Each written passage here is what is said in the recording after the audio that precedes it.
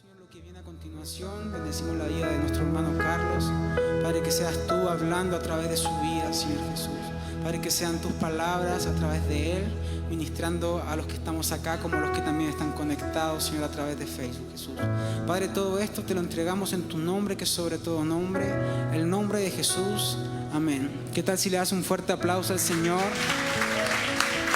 Y nos preparamos para recibir de su palabra. Amén. Amén. ¿Cómo está, iglesia? ¿Bien? Yo también. Gozoso. Con una honra tremenda de poder estar en este lugar, como dice un tema que escribí hace un tiempo. A pesar de mí, el Señor sigue volteando su mirada y nos usa de la forma que Él quiere.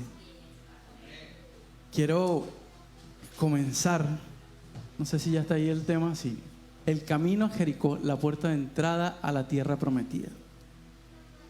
De eso quiero hablarles el día de hoy, pero antes quiero hacerles una confesión. Cuando empecé yo a asistir a las iglesias en Venezuela, asistí un par de veces, obligado,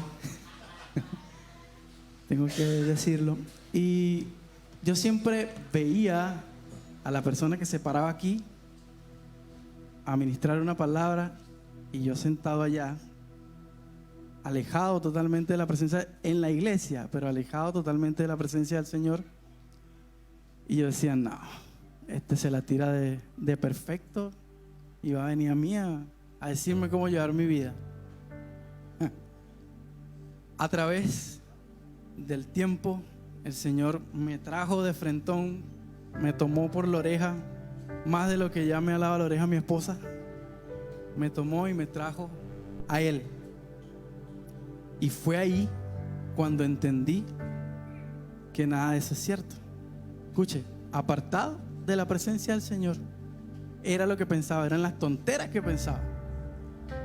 Cuando llego a la presencia de papá, allí me doy cuenta que cuando se para aquí alguien a ministrar una palabra, es porque esa palabra está haciendo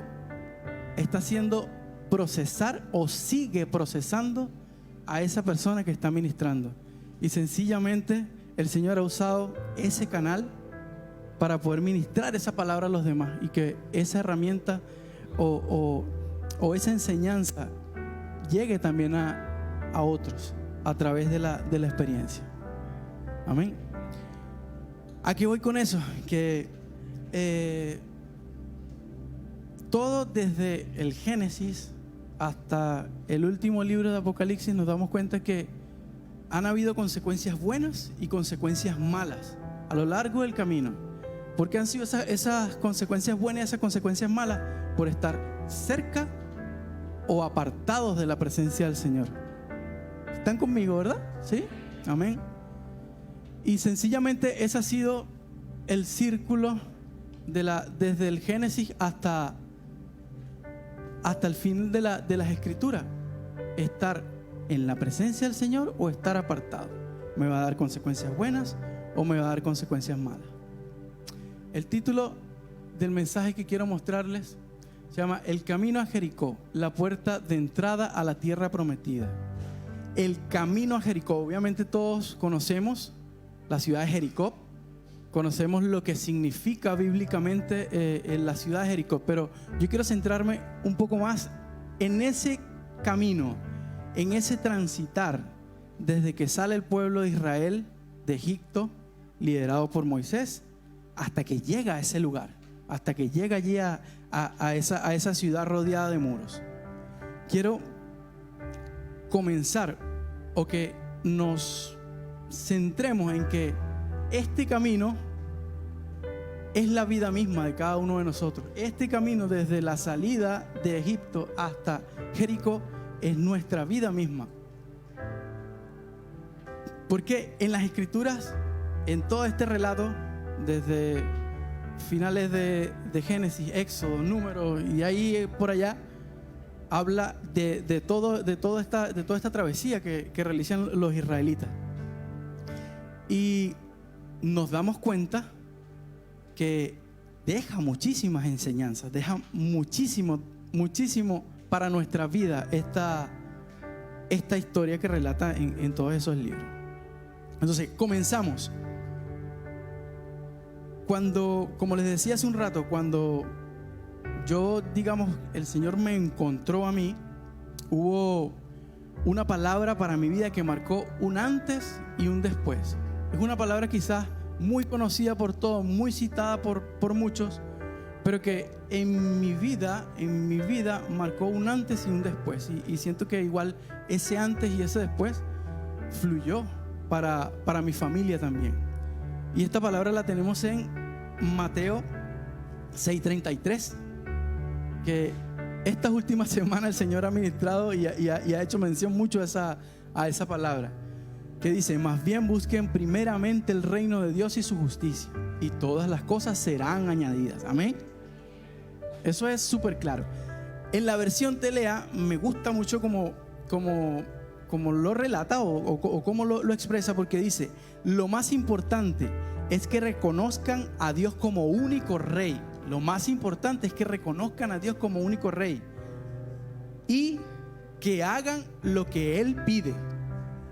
No es nada más reconocerlo, no es nada más decir gracias Señor, no es nada más Señor te adoramos, sino hacer también lo que Él nos pide.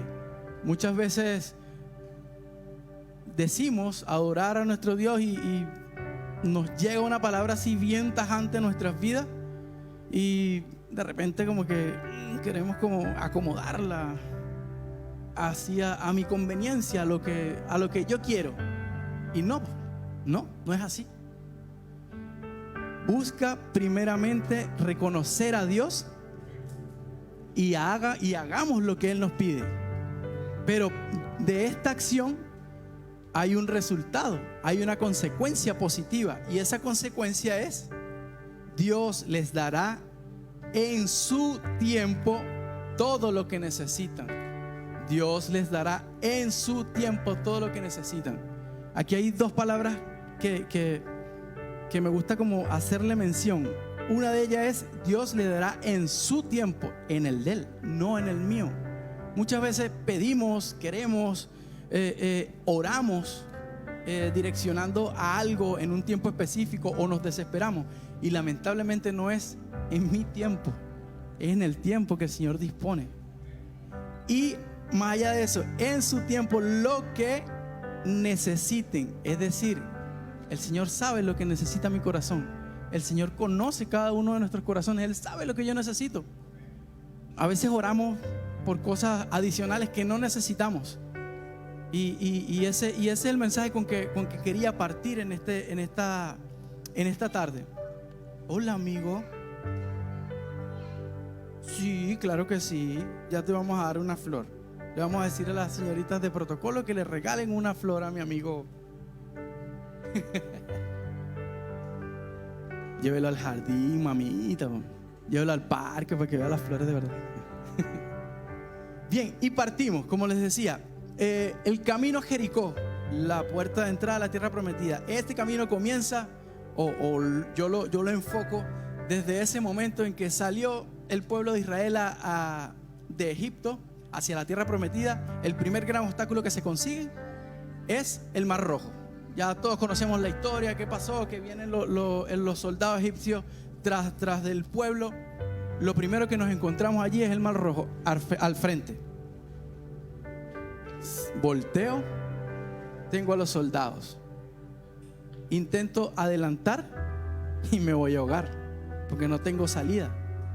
Y es ahí cuando ya no hay salida, cuando estamos desesperados, cuando no tenemos para dónde caminar, para dónde agarrar, para dónde coger, como decimos en mi tierra. Y viene el Señor y abre una posibilidad, abre un camino cuando está todo cerrado, cuando hay solo agua, cuando tenemos una muralla de mar ahí al frente. El Señor abre un camino a través de Moisés. Le dice a Moisés: coloque la vara allí y usted se va a abrir un camino. Entren nomás y pasen adelante con confianza. Glorificado sea Dios. Primera enseñanza: tenemos un Dios maravilloso.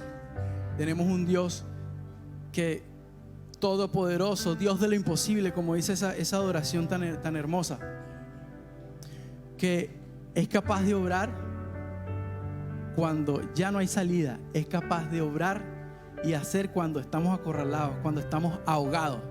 Es allí donde se glorifica, papá, es allí donde se glorifica.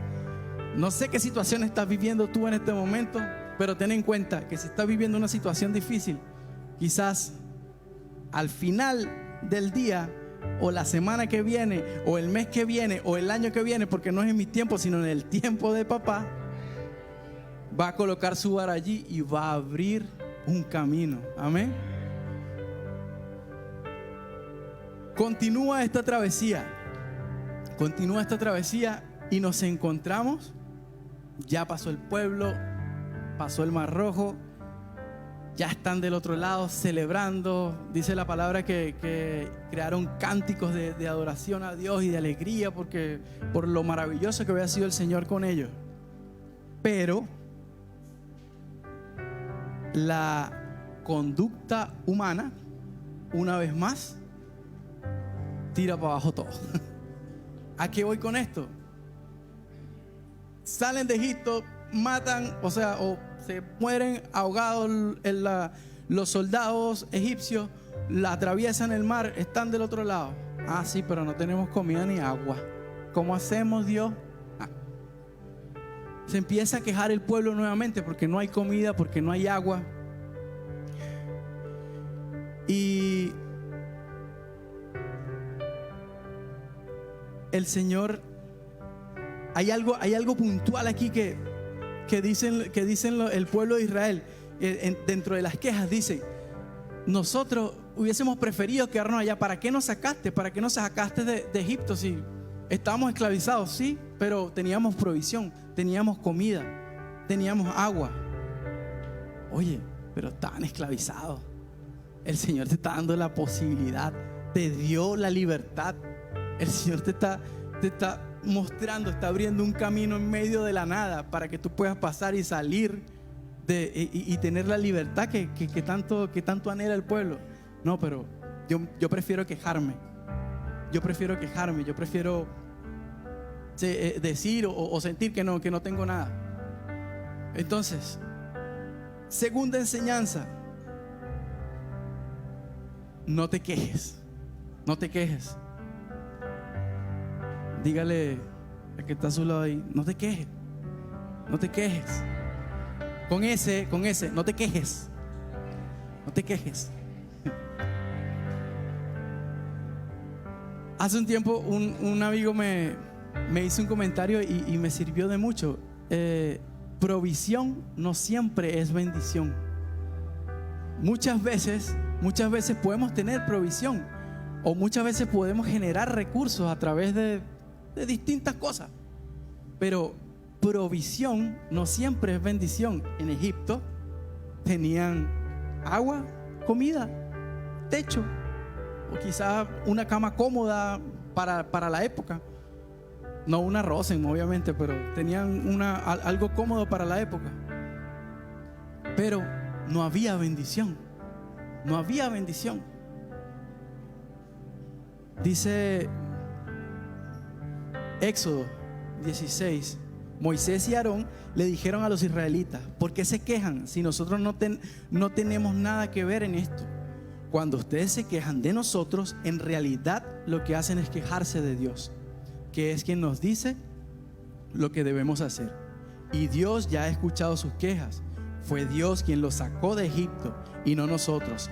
Así que esta misma tarde sabrán que Dios está allí, porque les dará de comer carne, y mañana temprano lo sabrán también, porque le dará todo el pan para que puedan comer. Cuando nos quejamos de la realidad que vivimos, de la situación que vivimos, como dice acá la palabra, no nos estamos quejando de la situación, no nos estamos quejando de que no tenemos esto, no nos estamos quejando de que nos falta esto, nos estamos quejando en contra de Dios. Porque si nosotros somos hijos de Dios y decimos que Dios es el todopoderoso nuestro, es quien nos provee todo, Entonces, al momento de la dificultad, yo me voy a quejar. Me estoy quejando de Dios. Así que vuelve y dile a tu compañero al lado: no te quejes. No te quejes.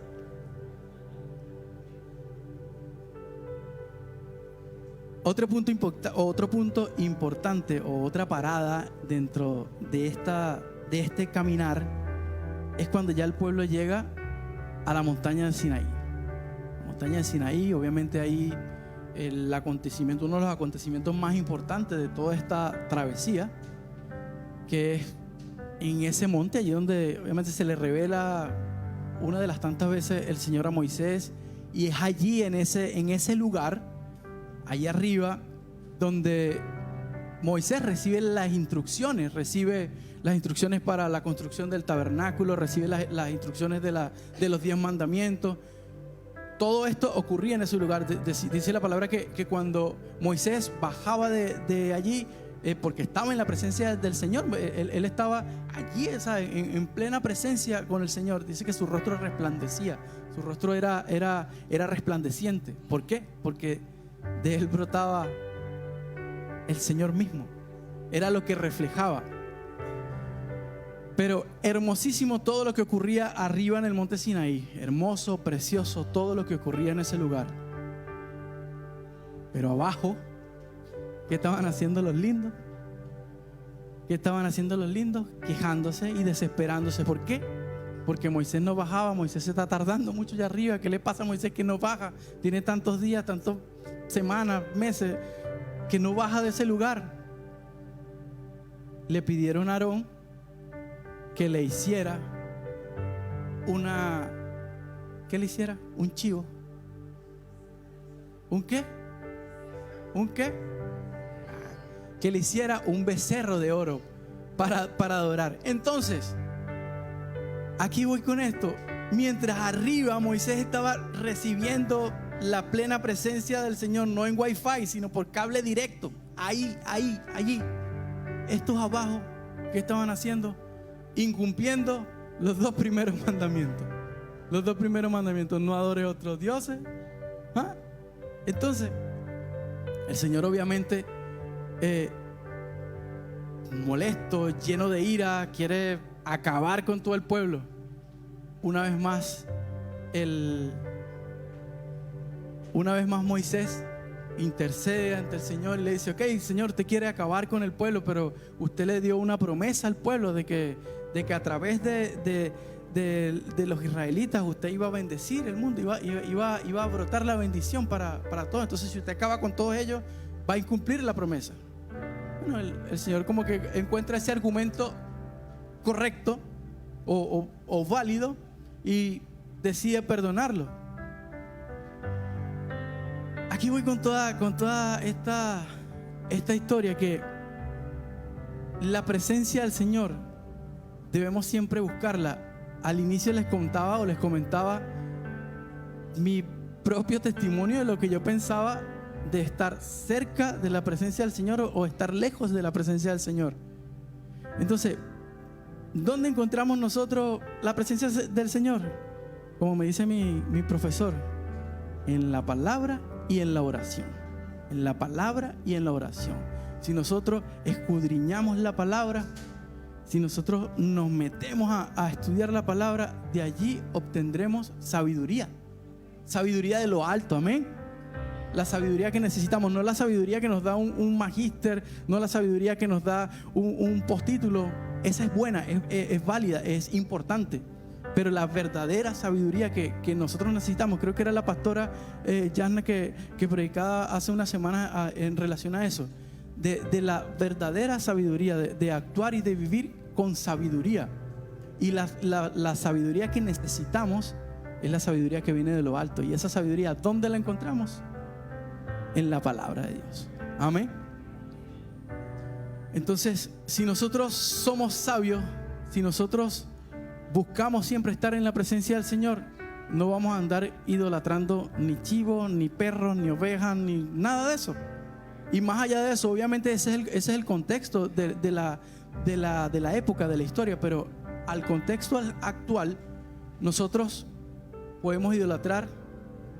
teléfono no lo tengo acá, pero en el teléfono celular hay muchas corrientes que pueden ser productos de idolatría. Podemos idolatrar el dinero. Hablaba mi pastor Eric, el problema no es el dinero, el problema es el amor al dinero, es la idolatría al dinero. El trabajo mismo, a veces vivimos para trabajar, a veces idolatramos, no, y mi trabajo, no, porque mi trabajo, no, porque mi trabajo. Sí, porque yo tengo que trabajar, sí, pero hay el cumpleaños del niño, de la niña, no, pero es que yo tengo que trabajar, no. Si yo no trabajo, no come la familia.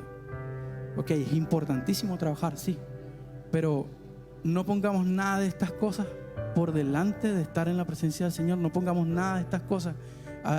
Creo que era el pastor que contaba el otro día que a una persona le oraba por un auto y le llegó el auto y ya no se congregaba porque salía a pasear los días domingos en el auto. Entonces, por lo que oró, le llegó, que si se puede decir bendición, aunque yo no lo llamaría bendición, le llegó eso por lo cual oró, pero eso lo apartó de estar en la presencia del Señor. Entonces, no idolatremos dinero, no idolatremos trabajo, los lujos, lo material, el ego, la vanagloria, los títulos. Los títulos son muy importantes, lo decía hace un momento, pero no es lo que verdaderamente debe centrar nuestra vida. Amén. ¿Cómo estamos, iglesia? ¿Voy muy rápido? ¿Voy bien? ¿Sí? Seguimos, que todavía queda.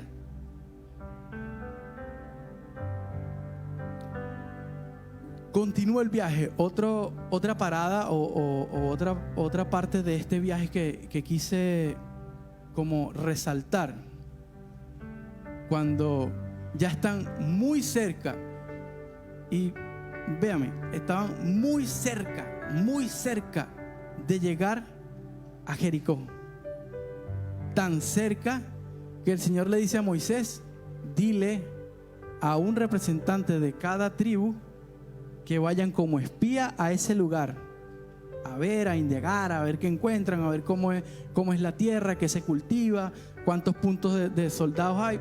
Hacer un bosquejo general para planificar la estrategia que iban a utilizar para invadir la tierra prometida. Hace lo que les ordenan, mandan a los 12 espías a ese lugar y van, dentro de esos está Caleb y Josué, dos de esos 12 espías. Van a ese lugar, traen toda la información, regresan. De los 12, 10 comienzan a leonar al pueblo con murmuraciones, con su propia impresión de lo que habían visto. Sí, ok, ellos fueron para ver qué había allí, pero lo vieron solamente con sus cristales, con sus ojos. No vieron más allá. Y decían, no, que son gigantes, no, que no vamos a poder pasar, no, que esos muros son impenetrables, no, que no podemos. Sin embargo, como dicen acá, Josué y Caleb le paran el carro. Le paran el carro y le dicen: oye, ¿cómo que no? Claro que sí, sí es posible. Si es posible entrar en ese lugar, si es posible poder pasar, si es posible poder vencerlos. Entonces, hay una cita aquí que me gusta mucho, que está en Números 14, perdón.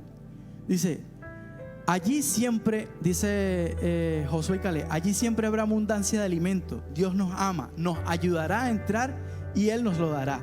Lo importante es que no se rebelen contra Dios, ni tengan miedo a la gente que vive en ese territorio. Será muy fácil vencerlos. Escuche bien esto: será muy fácil vencerlos, porque ellos no tienen quien los cuiden. ¿Usted tiene quien lo cuide? ¿Usted tiene quien lo cuide? ¿Usted tiene quien lo cuide? Entonces, ¿por qué tememos? Entonces, ¿por qué sentimos temor cuando estamos en medio o viviendo una prueba, una dificultad? ¿Por qué tememos? Porque a veces la carne obviamente va por encima y trata como de apartar esa fe. Entonces, debemos tener siempre la plena confianza de que sí podemos vencerlo porque ellos no tienen quien los cuide.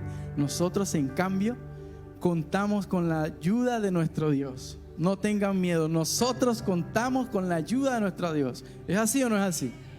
Amén. Nuevamente, el Señor, en vista de todo esto que acontece, toda obra o todo acto tiene una consecuencia positiva o negativa. En este caso, una vez más, una consecuencia negativa. El Señor obviamente se molesta y dice: ok, ustedes creen que no es posible, ustedes dicen que no vamos a pasar, ustedes dicen que no se puede. Bien, ahora van a vagar ustedes con sus hijos durante 40 años. Ninguno de ustedes va a entrar a ese lugar. Ninguno de ustedes va a entrar a la tierra prometida. ¿Por qué? Porque dudaron, porque no creyeron, porque no pensaron que hay un Dios todopoderoso que puede con eso y con más. Entonces, ¿qué pasó? Lo que les decía al comienzo de esta parte, estaban súper cerca, estaban, no sé, cerquita, y los hicieron vagar 40 años. 40, oye, si un año, si un mes, imagínense vagar 40 años por el desierto hasta que toda esa generación pereciera, y después podían pasar. Los únicos que obviamente pudieron entrar a ese lugar de esa generación fue Caleb y Josué. ¿Por qué? Porque creyeron. ¿Sí?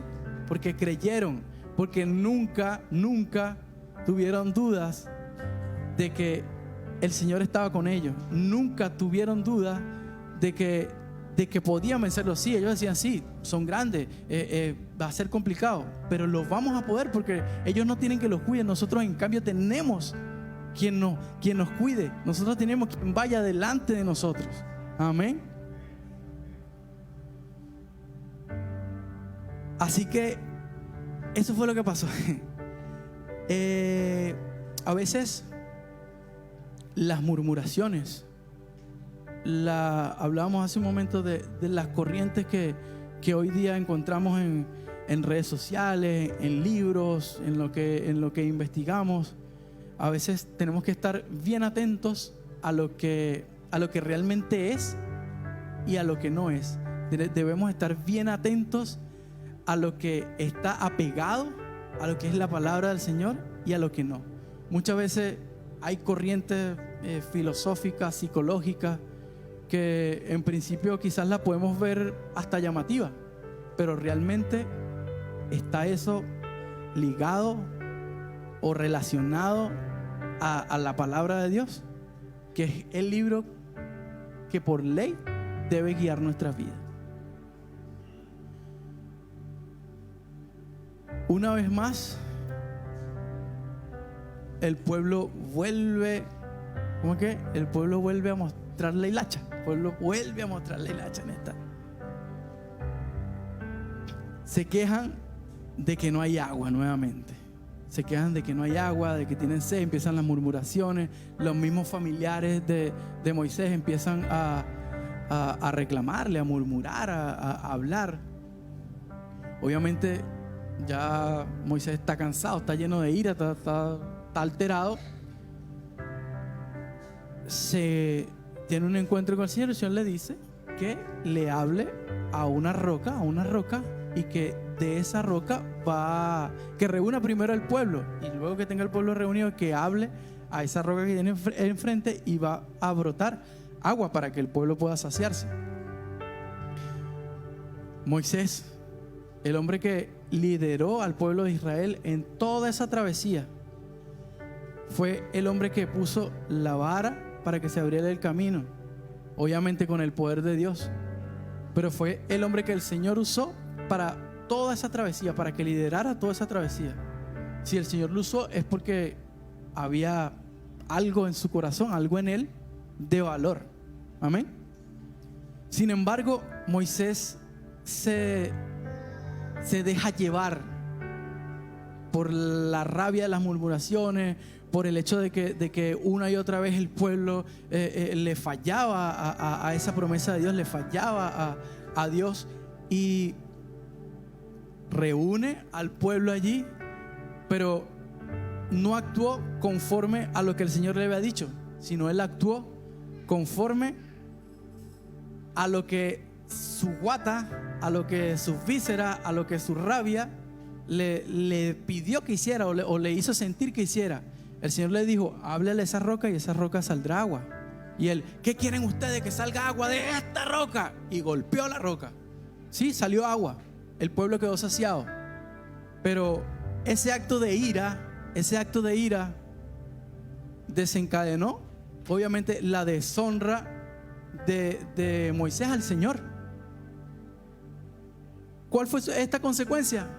Que Moisés, ese hombre que fue el que lideró, que le acabo de decir que hizo todo, un hombre maravilloso de Dios, el hombre que tenía conexión directa con el Señor, se queda fuera también de la tierra prometida. ¿Por qué? Por la ira. ¿Por qué? Porque se dejó llevar por su instinto. Esta parte de la historia nos deja una enseñanza muy importante. No dejemos que la ira y la rabia nos aparte de la bendición. No dejemos que la ira y la rabia nos aparte de la promesa. No dejemos que la ira ni la rabia nos quite lo que el Señor ya nos regaló. Deja de golpear la roca. Dile a ella que está a tu lado: deja de golpear la roca. Algunos parecemos de vez en cuando hasta los taladros estos que hay en la calle, de tanto golpear la roca. Pero es necesario que nosotros, difíciles sí, pero es necesario que dejemos de golpear la roca. Es necesario que antes de actuar, antes de obrar, de hacer algo, respiremos profundo y pensemos como si Cristo fuera quien estuviera allí actuando por nosotros. Amén. Es difícil, como les decía al comienzo. Yo no estoy acá para decirle cómo vivir porque yo lo hago perfecto, sino es parte de los procesos que vive cada uno. Y el Señor me ha puesto esta palabra acá para compartirla con ustedes. Es difícil, pero tenemos que dejar de golpear la roca, entre otras cosas. Pasan los 40 años y logran obviamente, digamos, llegar a ese lugar. Ya me pasé. Llegan a ese lugar y el Señor, llegan a Jericó, la ciudad rodeada por muros. El Señor le dice, le da la orden a Josué en este caso, porque ya Moisés ha muerto, obviamente se quedó fuera. Y le dice que bordeen por 7 días, un día por vez. En el séptimo día, todo lo que ya conocemos de la historia, en el séptimo día 7 vueltas y suenan los cuernos y los muros caen. Los muros caen y después de una batalla logran conquistar esa ciudad, logran conquistar a esa puerta de entrada, logran poner el pie realmente allí en la tierra prometida. Eso que cientos de años atrás el Señor había prometido, esta generación lo logra. Pero ¿cuánto les costó? ¿Cuánto les costó? Ya para ir finalizando, como les comentaba al comienzo, el camino a Jericó, desde que salen de Egipto, todo lo que pasa, y en cada una de estas paradas que intenté hacer, hay algo que el Señor nos enseña, hay algo que el Señor nos regala en cada uno de estos pasajes. Entonces, la pregunta del millón en esta tarde es: ¿estoy preparado para poder estar dentro de ese lugar? ¿Estoy preparado? ¿Estoy listo? ¿Ya tengo todas las herramientas para tomar posesión de lo que Dios me prometió? Tomando en consideración que toda esta travesía de más de 40 años fue un proceso que tuvo que vivir el pueblo para poder llegar a ese lugar y poder disfrutar con sabiduría de esa promesa. ¿Estoy yo listo para estar allí? Esa pregunta obviamente cada uno se la contesta solito en la presencia del Señor. No sé si... No, yo creo que ya no da tiempo.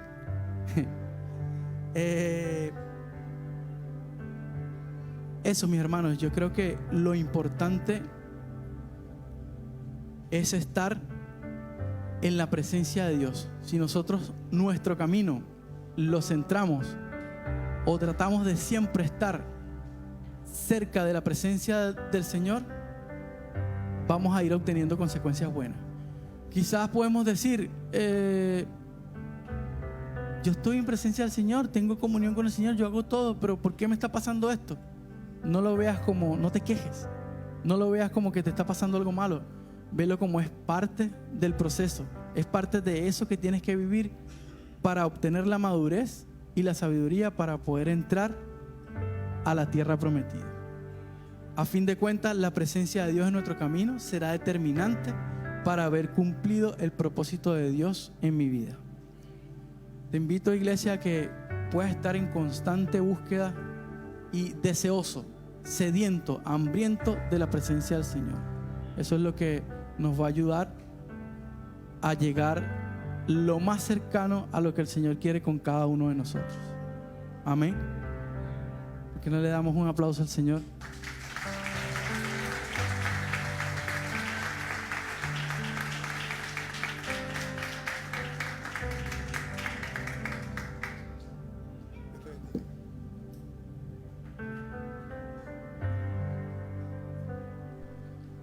Qué hermosa palabra, ¿sí? Yo les decía ayer, hoy día vamos a estar internacionales. Dígale a que está a su lado, ¿que te gustó la palabra? Sí. Oye, hay un detalle importante porque muchos de los que predicamos partimos haciendo clase a niños. Es una escuela, ¿verdad? Como que tuvimos un rodaje primero antes de... Carlito nunca le ha hecho clase a niños. Primera vez que predica en su vida. Y lo lanzamos al tiro a los leones. Y más encima iglesia llena hoy día casi. Así que... Pero qué hermoso lo que Dios nos compartió por medio de su vida. Amén. Damos gracias a Él. El próximo martes tenemos otra persona ahí que va a estar también ministrando. Nuevito también, nuevita. ¿Quién será? Así que... Señor, bendiga a los que están siendo levantados como predicadores de esta casa.